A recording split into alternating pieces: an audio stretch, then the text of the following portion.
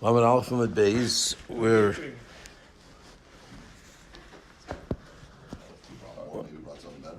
so we yes, let's just pick it up from the last two dots on the page, a second wide line. So we said that you can if you told somebody else to receive it from the Cherishot V'Katan, then the Eruv will be valid. If you ask the Cherishot V'Katan themselves to make the Eruv, they cannot, because an Eruv, as we mentioned, requires some transactional type of function of acquiring the piece of land that you need to make the Eruv, and that can't be done by a Cherishot or a Katan. But if you ask somebody else to receive it from the Cherishot V'Katan, that's a different story. So, V'lechesh, second line, V'lechesh Dumalo Mamtele. So, maybe the kid won't get there, so how do you know? So, he said this we already did on Friday. Okay, you're standing there and you're watching him, so you know that he got to the destination. If it was too far away and you weren't able to see him, or you couldn't, the angle was such that you had no idea, then you have no idea. It wouldn't work because, maybe a kid got sidetracked somewhere and he's playing Fortnite right now.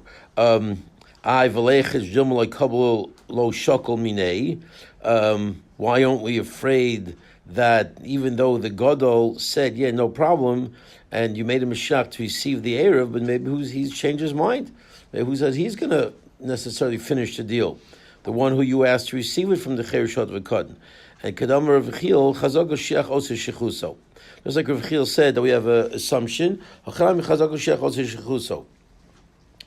too we have that assumption that a Shiach will follow through. And therefore, since the Shliach, there's assumption that if once you make somebody your agent, he will follow through and do his job. Here too, he will do his job. Okay, that's what Rav Chizah said in another place, and we're going to apply that here as well. Veiche Itmar, where was that? Veiche Itmar. Right, so we have Rav Chizah talking about Omed Vrehu, and he said his thing about another situation, and you have Rabbi Chil saying his halacha that Chazak Shechuso. So now we want to know where was the actual statement said, because we're borrowing their concepts to this case. Where was their concept originally articulated? Where did Rav Chizah and Rav Chil say what they said? It was said about this particular case. Tanya, because we learned in the Brisa, Nasan Lapil Volicho. If you put it on, you put your Eruv on an elephant, and you sent the elephant towards the place of the Eruv. Lakov, he gave it to a monkey. Volicho ain't Eruv. This is not called an Eruv. You can't assume, even though you might have trained them very well, that's not called an Eruv, and you cannot assume it was put there. If you say to somebody else who is a legitimate shliach, who's a gadol, and a human, and you say, take it from the elephant, take it from the monkey, and please make an Eruv for me, put it down and say what you need to say, Harez Eruv. That would be a legit Eruv. V'dilma, but the fact Gemara v'dilma mamtile, but maybe the ko for the pill are not going to get there. Who says that the elephant won't get sidetracked by a bag of peanuts somewhere, and he'll never get to where he needs to get to.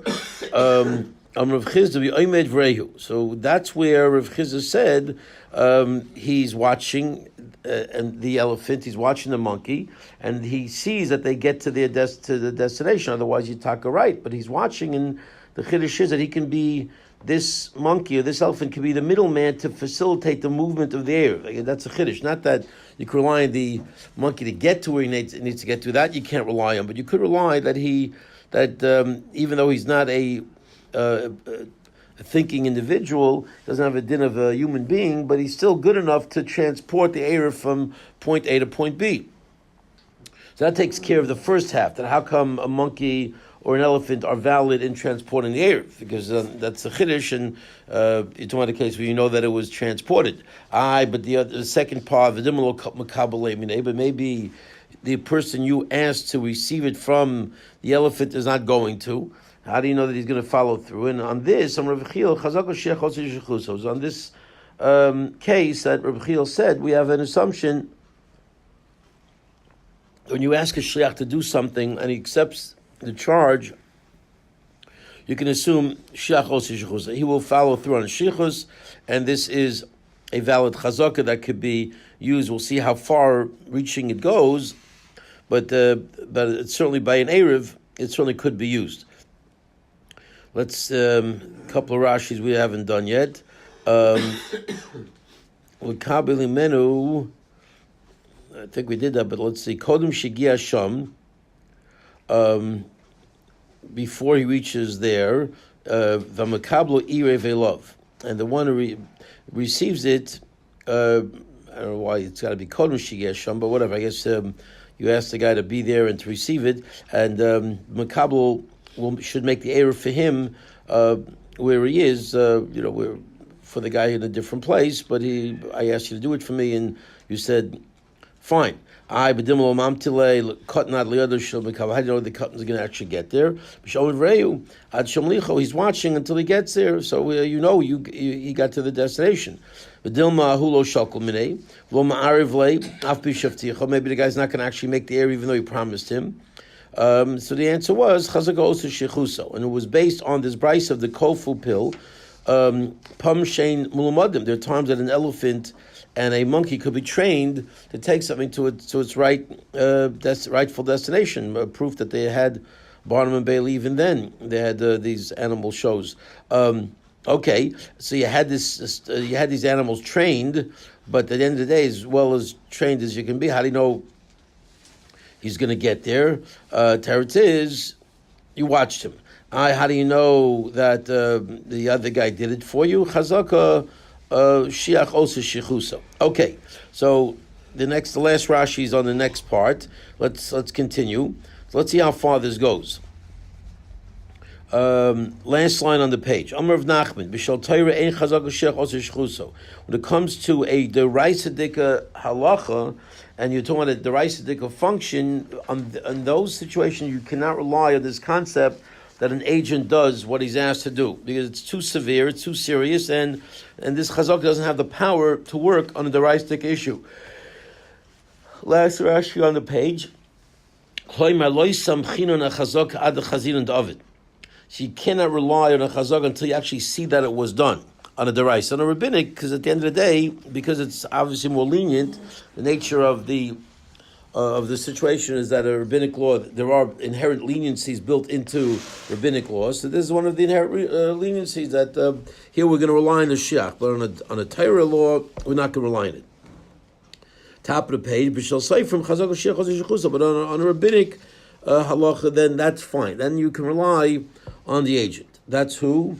That's Rav Nachman, who takes a chumradik approach. Rav Sheshes Amar, echad zeh v'echad zeh, chazaka sheich osa shechuso. Does not matter whether it's derais or rabbanon. In both scenarios, you would be allowed to rely on the shliach.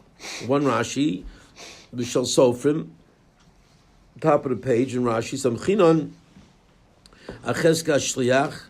Okay, we rely on the chazaka that the shliach did it. L'inami lo eved lo chamer yisura. Okay, because even if he didn't do it, at the end of the day, you're not being over deraisa. That's sort of why the Rabbanan put certain protections there. At the end of the day, even if you broke that protection, it's not, so to speak, the end of the world.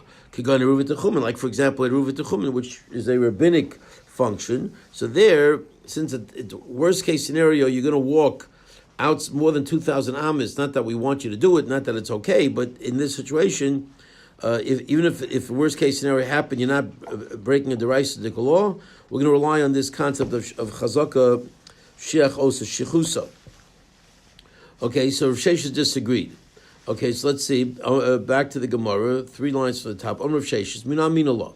How do I know this? Where did I derive this concept that even by a deraisa, we're going to go with the principle of shiach osa shichusa? It's not, because let's learn this Mishnah. We should kara ha'omer hutar achodosh.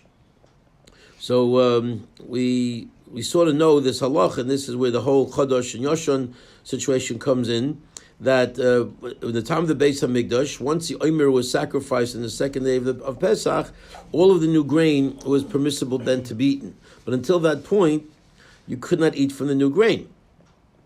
So, and once it was sacrificed, Hutra Chodosh Miyad, immediately. You don't have to wait not 5 minutes. Once you offer that carbon, the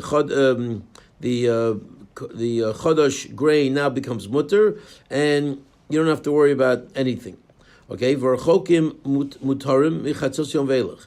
Now, if you're not there, so you're in Tveria, and you're waiting for all this grain to be, you want to cook it up, bake it up, and make challah and everything from all your new grain, but you know that you can't do it until the offering was sacrificed. Now, if you're in Yerushalayim and you're watching, so at 9 a.m. they offered it, so you can make your challah at 9 a.m. But in Tveria, you have no idea whether it was 6 a.m. or 9 a.m. So it has to be that day, but maybe they're early birds and they did it right away, or maybe it's 9, maybe it's 2 o'clock in the afternoon.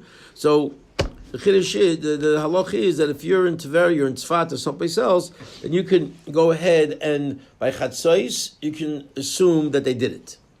Right? So in a sense, these Kohanim that are offering the Omer are representative of the entire Klal Yisrael, who's actually waiting to make fresh bagels, for Pesach, chametz, matzah, matzah bagels, right? Maybe they're not so anxiously waiting. Okay, So, see, what do you see? So, 1 second. Now, it must be that the concept is that by midday we made you shluchim for us, and we can assume that you carried out your shlichus by midday. Now chodesh is certainly deraisa law. That's why a lot of people are machmir. That's why a lot of people, what kind of challah are you having? I'll come to your house, but it has to be yoshan. You buy from a yoshan bakery, and there are people today that respectfully they drive you a little crazy because not everybody's makbid on yoshan, and so there is a big tumult. Does this stuff apply today or not? And there's definitely Why is it the tumult whether it applies? Well, it's all big tumult in Shulchan Aruch that they're cool. I mean, whether it applies and how it applies, and if there are reasons to be makel, it does apply if you knew for a fact that. Certainly, the Chutz La'aretz and the Eretz Yisrael, they're machlokesim about what are conditions, whether or not it should apply. But there's basis to be machmir even today. No question. Very legitimate basis to be machmir.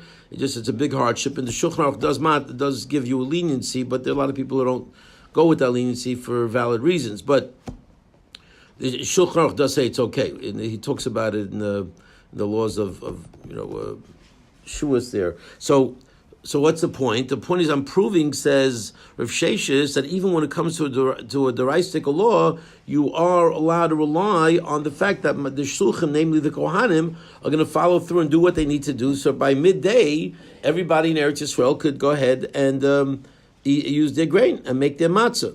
He says,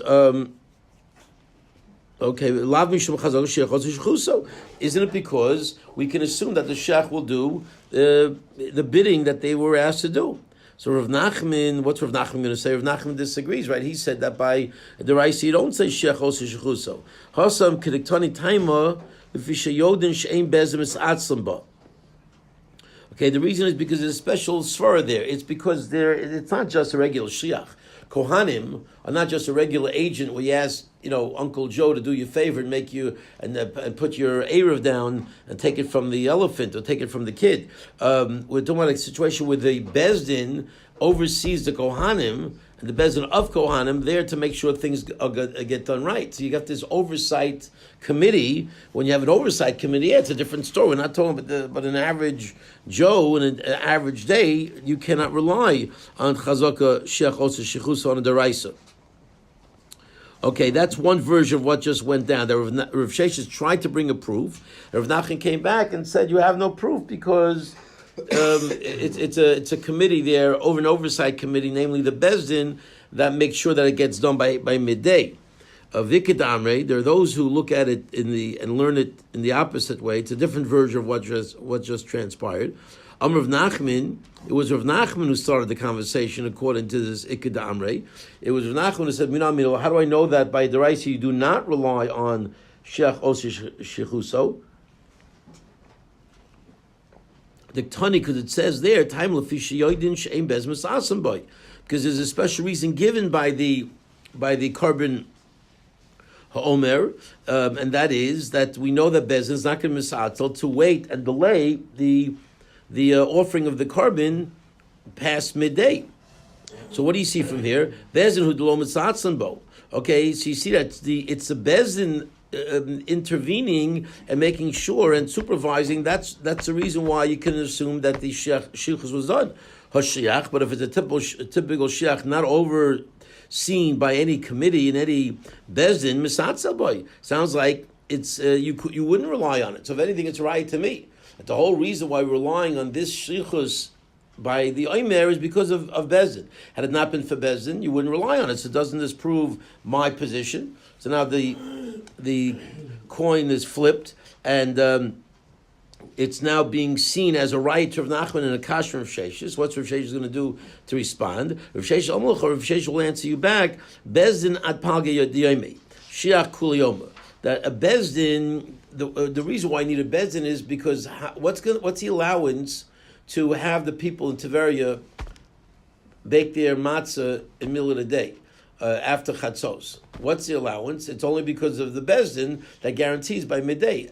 How long do they have to bring the carbon omer? They technically have all day to bring the omer. We're just saying that the bezdin is going to make sure it gets done by midday. So that's why you need a bezdin, because the bezdin is the only. You just wait till the next day. No. And then you don't need to rely on the bezdin. Well, that's a cheap way. Why would you just be machmir when you could be mekel? I want fresh matzah today. Why should I wait till tomorrow? I mean, if I don't have to, well, then why should I? So why go through this whole thing about worrying about do they do it this hour, that hour, all these other Jews? We're not gonna. We don't have to wait. Why should wait? Make it easy for me. If I can have it, I'm gonna get it. Exactly. The entire argument, that's what we do with Chutzlar. Nowadays, we just wait till the next day. Okay, well, because there is no korban. Exactly. Okay, but when there is a why korban, could they do that then too? Because that sounds very, I don't know, not Michael Dick. That's not the All surprised. Michael Dick, but not Michael Dick. Yeah, right, exactly. No, that's actually it's Chumra Dick, which is not Michael Dick. So the answer is that. So in other words, Rav Sheshes says. Now, Avada, you can rely on a shliach to do the basic, absolute responsible thing, which is get it done by the end of the day. To advance him such zrizus and give him such a benefit for the dat that not only is he going to get it done by sunset, he's going to get it done by midday. That's going too far. Your assumption is only kicks in because of the bezin. So the bezin is a factor for the midday concept. But if you don't have that bezin, then you can rely on it the rest of the day. So I can still maintain my position that because of by a deraisa shiach osa shichuso, but not to speed it up, to do it earlier than he absolutely has to, and that's the difference. So Rav Sheshes has his pshat, Rav Nachman has his pshat. Neither of them have been budged by this Mishnah. They still maintain the positions. Let's take a look at Rashi. The ones Yerushalayim, second line, the ones who are far away from Yerushalayim, she'ein yodim im adayin karva omer, they don't know yet whether the offering was brought. Mutar michatzos hayom, they are mutter from midday. Alma samchina kohanim she'ein shulchenu. Okay, therefore, clearly we see you can rely on the Kohanim who are our shluchim, we are Klal Yisrael, and they're doing our bidding. The Avdei Shuchasayu u'Mekarvelei, that they're going to do what they were asked to do, and they're going to bring the carbon. So don't you have a proof that Chazaka Shiach also Shichuso? And the answer is no. Hasam Kriktani Taima va'Beit Dina Samchina. We're relying on the Bezdin. Aval Ashiach Ba'amaloi, but a typical Shiach you won't be able to rely on it. Okay. Then we reverse we flipped the Gemara, where Rav Nach was bringing a raya, and Rav Sheshes was on the defensive, and Rav Sheshes now answers back in the next Rashi, Shliach Kul Yomer. Now Trinon, the irregular Shiach would wait the entire day. Once the nighttime comes, you can rely that it was done by the nighttime. That he will certainly not let the day go by until he fulfills his promise, but not earlier. You don't have any right to assume that he's going to fulfill it before the time, he's going to get it. He's going to get the job done, but he's going to get a job done earlier. That already you don't necessarily know. Okay, so far no proof. We have a machlokas of Nachman of Sheshes. Let's see if we can prove it now. So next case, Omer of Sheshes, Mina Minallah. So Rav Sheshes says, let me go back and see if I can prove it from this situation. The Tanya, it says in the Brisa, Isha Sheshela Leida Oziva. A woman who has the obligation to bring a carbon either for giving birth, which we know the Torah obligates you to bring carbon when you after you give birth.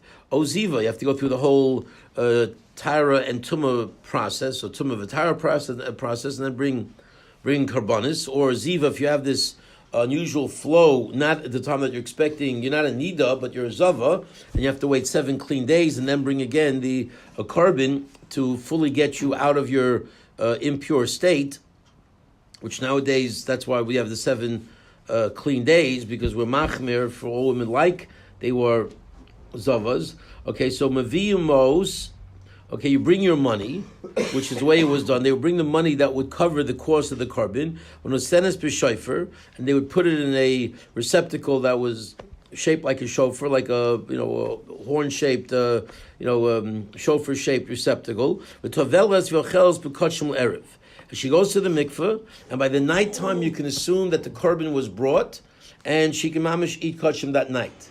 Again, an assumption that the Kohanim will do their job of taking the money, getting the birds or whatever carbon, different statuses of wealth that depending on what kind of carbon she would bring, and they would do their job to the point where she can eat the kachim that night. Now, kachim, again, if you eat kachim in an impure state, that's derisive, that's serious stuff. So, and yet you're relying on the fact, my timer, what's the reason why she lives in Yerushalayim then. What? We're assuming she lives in Yerushalayim. If the Kohen's going to bring, the only reason you make the carbon is Yerushalayim. And she puts the money in this chauffeur thing. Yeah, well, who says she has to, maybe she stayed over at a Motel 613 and she... Okay, so she's in Yerushalayim, so she can't do this in Tveria. Yeah, okay, yeah. Yeah. Right. I mean, you're saying, how can she eat the carbon? Yeah. Yeah, yeah. She's going to have to put the money. I don't understand. What is she eating? I Yeah. thought the Kohanim only can eat kosher. Well, not every. You have a carbon shlomim, which the Yisrael gets a part of, Oh, but right? I thought this is kachim, so that's a general term. Kachim is a general term for all sanctified sacrifices that are brought on the base of Mikdash. But you have your kachim, which are completely consumed. You have your kachim column, where the Yisrael, the owner of the carbon, has a right to have part of it, and that's classical carbon shlomim. Okay, so if there's kachim that she can eat, that she's allowed to eat, and actually, if she was a wife of a Kohen, then he also the Kohanim have shares of karbanos which they are allowed to eat, and she'd be allowed to eat with him. Once the nighttime comes, she can have part of the carbon. So my timer, now why can she have part of the carbon? She wasn't there to see the Kohanim offering her carbon. She was not sure. She can't. What? She can't see them doing it. That's the point. What do you mean? She's not allowed there where they do the Well, I mean, but you can see through or whatever. She wasn't, or she didn't wait for the Kohanim to come back. But you can look no through. closed circuit TV in those days, so she's sort of like. If the doors are open, you can see it. You were allowed to look. But the point is that she does not know for sure. Okay, what happened? She goes to the mikveh. She's stays where she is, and she makes this assumption that at nighttime I can eat. Now my timer, why can she eat? The only say it's a chazaka that the Kohanim did what they were asked to do. So l'chayr it's a raya. Okay, Rav Nachman. So what's Rav Nachman going to do with this proof? Sounds like a very good proof. And it doesn't sound like there's a bezdin here that needs to make it happen, like by the Karban Omer. Rav Nachman Hasan Rav Shmaya. Okay, Rav Nachman will say there the reason is like Rav Shmaya says. Dom Rav Shmaya Chazaka ein bezdin shel kohanim oimdim misham at shuchlu kol moshe b'shofar. Well, it is a bezdin. Okay, it's a similar answer to what we said before. The bezdin of kohanim does not leave there, okay, and stand up from their positions and walk home until everything was done. So yes, there was, again, oversight, a special situation where you knew that it was done, and Bezdin made sure that it was done. And because you have this chazaka of the Bezdin of Kohanim, then you know that you're good to go. Otherwise, Taka, you wouldn't be allowed to rely on it. You'd have to first find out that the job was done. And only then would you be able to eat from the kachim. Okay, Rashi. Shliach... next one, Mos. The Mei Shtei Torim, right? So the money that you put in was for the two turtle doves that one was for Ola, one was for Chatos, and those were the two korbanos which were taken from this money by the Kohanim to get the birds. V'nosenes b'shayfer shekos v'lov kinim. Okay, because that particular receptacle where you put the money was written kinin, the birds. Shesham naisim mos kinei chayva. There you put the money for the bird offerings are obligatory. Kedetam b'shkolim you gimel shofars, as we learn in shkolim. Okay, back to the Daf Yomi days where there was 13 receptacles, 13 shofros that were baskets, shaped like shofars that you put different things in, and each receptacle had its particular purpose, and this one had kinin written on it, and it was for the bird offerings. Okay, in an onain, somebody who Rachman al suffered a loss of a relative, in that day he cannot do mitzvahs, but in order to go back into the world of kachim, you have to first go to the mikveh, and also mechusik Yippurim, which is our case, the Yoledes and the Ziva, they are mechusik Yippurim. They're lacking the carbon. Once they are lacking the carbon, once they offer that carbon, they need mikveh. They need first to go to the mikveh, and then they're good to go. So they must go to the mikveh. And that night they already can dive right into the carbon. Alma chazaka kohanim oisin shichusan. So it's a chazaka that the kohanim do their sheichus. Since the thing is dependent solely on them. Right? The women are relying on them that they will not pass that they will buy birds with all of the money in that shofar. Okay, and offer them in order to avoid the women eating kachim, God forbid, with a tumadika body, shubakaris, which has a karis attached to it. Yeah, it tells you where it is. Okay, fine. Rav Nachman, what's Rav Nachman going to do? It's a raya against Rav Nachman that even by the rice the shech also shichuso. Rav Nachman amlucha honami chazaka the beiduna who this too is the same as the omer. Okay, it's a different bezdin, oversight of a different nature, but it's the same type of oversight. There is a bezdin making sure that every day they finish the money for the birds, and every day, not every day, but once a year they bring the carbon omer, so they were people in charge to make sure things were done in a timely fashion. Okay, so we still haven't proven anything. We still have the machlokes. Let's try again. Amr Sheshis, back to the Gemara. Amr Sheshis says, Minam minallah, how do I know this halacha that shiachos shichusa even by the Raisa, the Tanya, because it says in the Brisa, a man says to his friend, see, this guy's in a generous mood, and he tells his buddy to go ahead and gather up figs from my fig tree, and you can go ahead and take figs and enjoy them. So he doesn't tell him how much. He just says, go enjoy. You can go take some figs. I see you're hungry. Go have some figs. So eichomen aroy. Okay, he can eat a little bit if he's only having it aroy.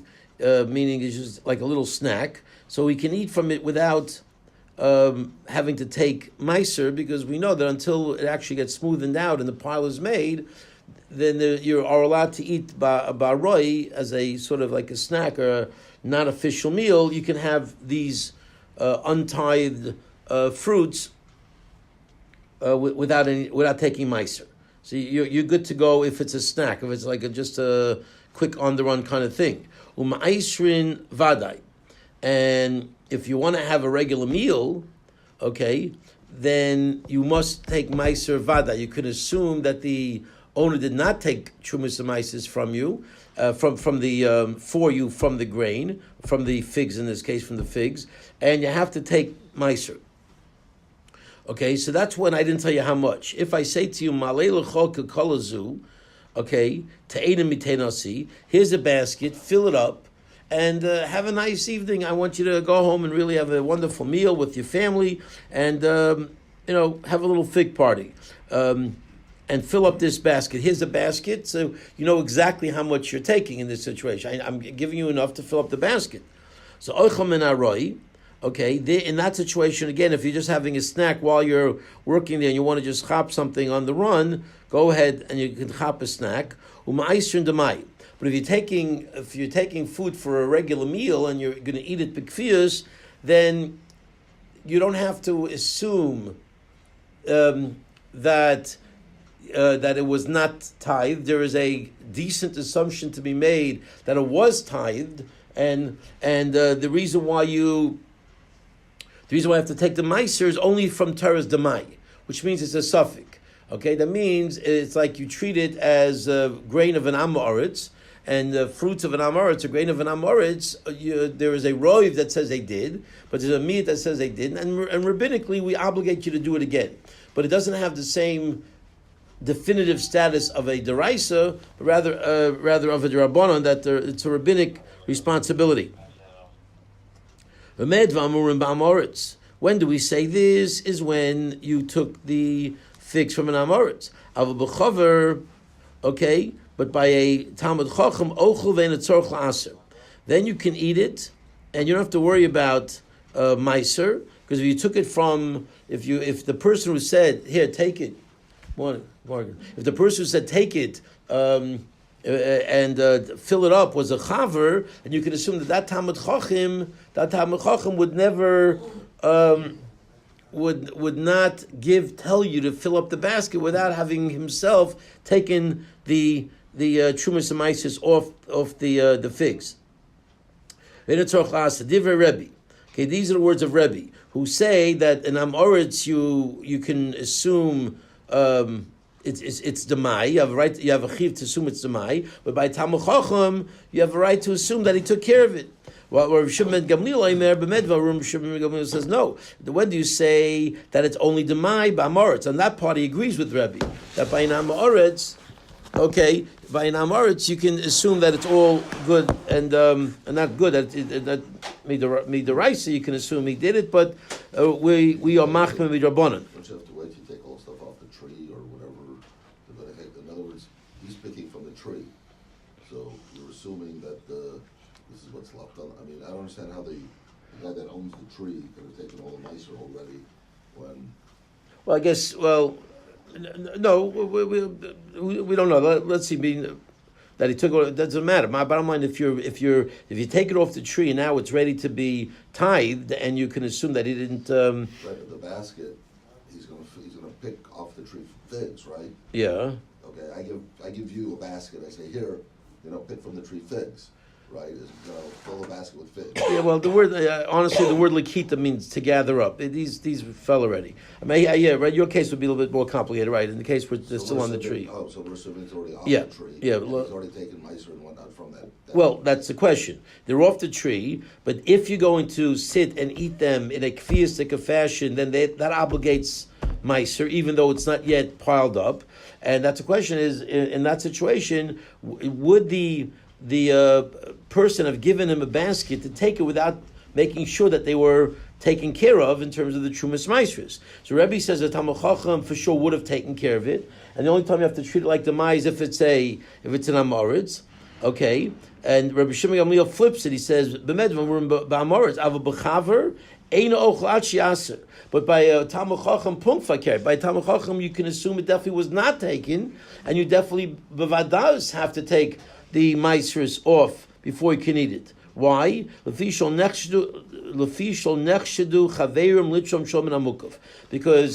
the Talmud Chacham, we just learned about this the other day, if the Talmud Chacham is giving you stuff, the only way for him to have done it is to take it from grain that he has someplace else, from fruits that he has someplace else.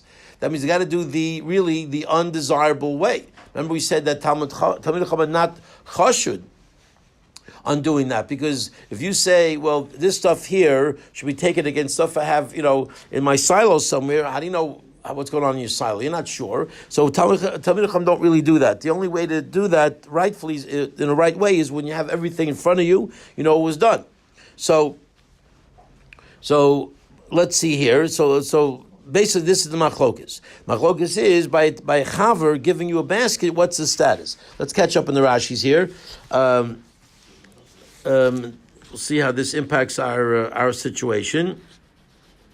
Right. So say you love about a third of the way down. So he says, go take and gather up figs from my figs. Well, nosan midol, because he didn't give him a measure. He didn't tell him how much. He just says, take figs. So ochla malaket min anilkotos aroy, the one who's gathering it up, if he's having an aroy, a snack, eating very incidentally, blow meiser, then he's allowed to eat it without taking meiser. Keva, but if he's coming to sit and he puts his napkin inside his shirt and he's got his knife and fork and he's sitting down mamish with a whole meal ready to dig into the figs, Maisran Vadai.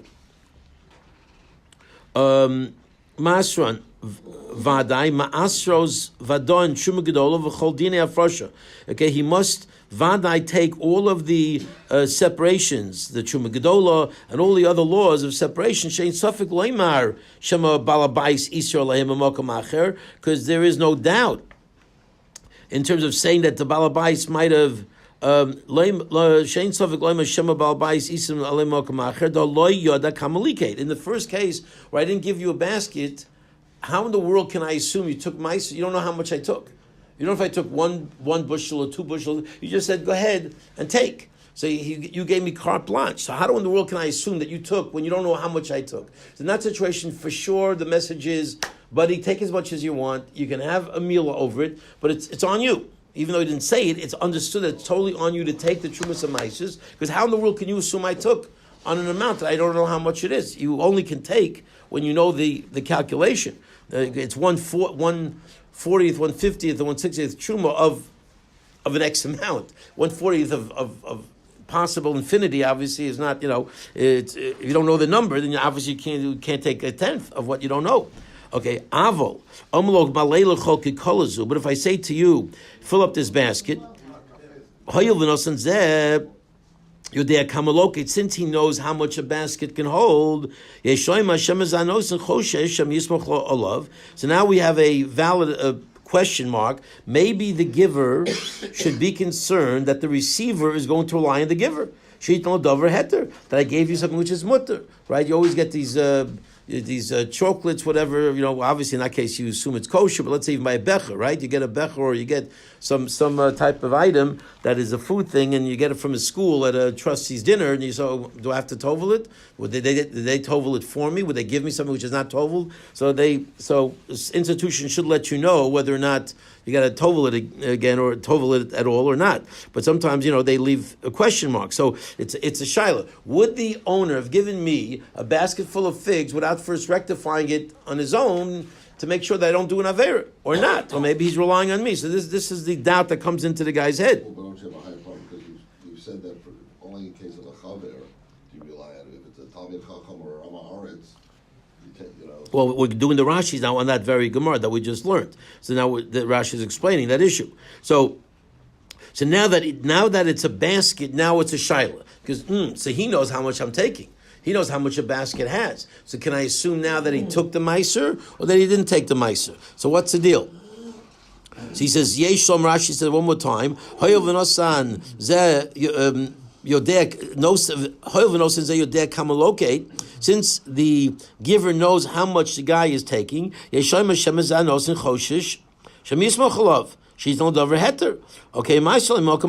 the owner did take meiser from another place because why would the owner give you something which has not been rectified? Hilkach. Therefore, below meiser, the guy who's picking up the figs can eat it in a happenstance fashion without taking meiser. However, if he's coming to eat it in a kviistic fashion, ein tzorch la'asron vadai, he does not have to take it as a certainty, el demai. Okay, but he has to treat it like demai. Yafrish v'yochel hu ela el demai do amrinon Shema nosen iser. I'm adding the Bach's words in there. V'yochel hu ba'atzmo ma'aser shel levi v'shel ani kishal lokach peres mi'am haaretz. Okay, it's basically treated like any other fruits from an am haaretz. Shemachzikim b'safik musarin, where you have the status of was it taken, was it not taken?